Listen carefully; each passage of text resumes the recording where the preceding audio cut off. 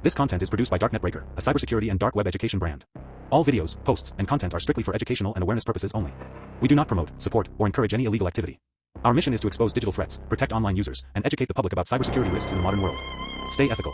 Stay protected. When designing for true digital anonymity, the global cybersecurity community is split right down the middle on architectural philosophy. Two battle-tested open-source networks dominate this space: Tor and the Invisible Internet Project, or I2P.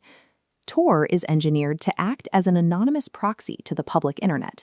I2P is engineered to be a completely enclosed, isolated darknet. Because their end goals differ, their structural DNA evolved in opposite directions. Tor relies on a rigid, centralized directory to establish consensus. I2P relies on a decentralized, self-organizing distributed hash table. Tor routes traffic through bidirectional circuits. I2P routes traffic through unidirectional packet switch tunnels. Treating these networks as interchangeable tools is dangerous. Choosing an architecture that misaligns with your specific threat model exposes your metadata and ultimately leads to de-anonymization. This diagram shows Tor's topology, a linear pathway from the user through green relay nodes to the red exit node. Relying on onion routing, data is wrapped in multiple encryption layers. At each green relay, one layer peels back, revealing the next hop. This traffic flow is bidirectional. The outbound request and the inbound response travel back and forth across the exact same three-node circuit. To manage this system, Tor uses an administrative core known as directory authorities.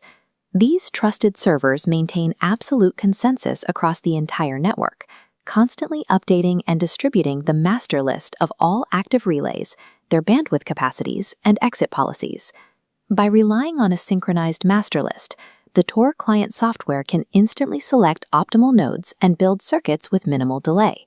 That resulting speed makes Tor highly efficient for low-latency tasks, like browsing the public surface web. Tor optimizes for speed and mass usability. But its reliance on a centralized directory and bidirectional circuits creates structural, predictable choke points. Those predictable choke points introduce specific vulnerabilities against a well-resourced adversary. The most obvious weakness lies at the edge of the network, the exit node. Because Tor acts as a proxy to the clear web, the final layer of encryption must be stripped away before reaching the public internet, leaving the data exposed if the transport layer isn't secure. A more severe threat is end-to-end timing correlation. An adversary monitoring the internet logs the exact size and timestamp of a packet entering a guard node. They then scan the exit nodes, searching for a decrypted packet matching that precise size and timestamp. Tor circuits are bidirectional and do not generate continuous dummy traffic to obscure the flow. When the entry and exit timestamps align, the adversary can correlate the traffic and de-anonymize the user. This chart illustrates Tor's distinct, observable footprint. Look at the pink line. This maps Tor traffic density over time against standard background data. ISPs can observe these specific peaks and valleys. Circuit fingerprinting techniques exploit this lack of obfuscation to identify when a user connects to Tor. Furthermore, if an attacker were to compromise the directory authorities, they could manipulate the consensus document, deliberately feeding users malicious relays. Against an adversary capable of watching both ends of the connection, Tor's bidirectional speed becomes a structural liability. I2P approaches this exact threat model with a different architecture, starting with a total elimination of directory authorities. Instead of central servers, I2P utilizes a distributed hash table known as the NetDB. The NetDB is maintained by floodfill routers. These are simply high-bandwidth volunteer nodes that automatically store routing metadata without holding any central administrative power. When a node needs to find a peer, it doesn't consult a master list. It performs a mathematical lookup using XOR distance metrics, querying adjacent floodfill routers until it finds the target.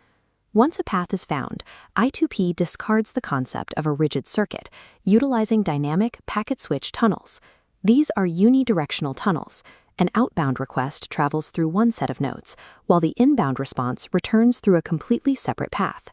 A simple round-trip communication to an internal hidden service requires 4 distinct one-way tunnels. outbound and inbound for both client and server. This structure naturally generates up to 12 relay hops. That doubles the raw exposure points compared to Tor, but severely fractures the overall data path. This network asymmetry blinds an observer. Monitoring an outbound request provides absolutely zero visibility into the route of the inbound response. By decentralizing the directory and splitting the traffic paths, I2P structurally forces an adversary to monitor both an outbound and a separate inbound tunnel to perform a timing correlation. I2P reinforces this split tunnel architecture with a second, formidable layer of metadata defense designed to confuse observers: garlic routing. While Tor encrypts and transmits single data cells, garlic routing bundles multiple independent messages together into a single encrypted payload. Each individual message inside the payload is called a clove and carries its own unique routing and delivery instructions. The network continuously bundles actual data requests, internal NetB queries, and dummy cover traffic into these encrypted payloads. This obscures the true volume of a user's activity. This continuous process of packing and unpacking cloves at various nodes creates erratic, high-frequency noise across the network. We can see this in action on this Wireshark capture. Notice the dense, erratic pink spikes. This maps the highly unpredictable bitrate of I2P traffic. To perform any meaningful traffic analysis, a passive adversary is forced to capture and process vast amounts of this mathematically complex cover traffic. I2P intentionally sacrifices the low latency required for casual web browsing. In exchange, it multiplies the computational cost of traffic analysis. Evaluating these two networks requires looking past theoretical cryptography and analyzing how their structural blueprints function in the field. Tor operates as an out proxy. Its architecture is explicitly built to allow anonymous access to the public clearnet. Its centralized authorities and bidirectional circuits provide the high bandwidth and deployability required to anonymize millions of daily users through a standardized entry and exit system. I2P operates as an internal enclave. Its architecture is built to host hidden services, known as EAP sites, entirely within the darknet. Its decentralized hash table, unidirectional tunnels, and garlic routing provide structural resistance against end-to-end traffic correlation and centralized directory takedowns. Tor is engineered to protect the user from the websites they visit on the surface web. I2P is engineered to protect the website itself from being located or mapped by adversarial observers. Neither system possesses flawless anonymity. Both operate on engineering trade-offs, measuring the demand for network speed against the necessity for metadata obfuscation. True digital anonymity is not achieved by simply turning on a software switch. It is achieved by aligning the network's architectural blueprint with your specific operational threat model.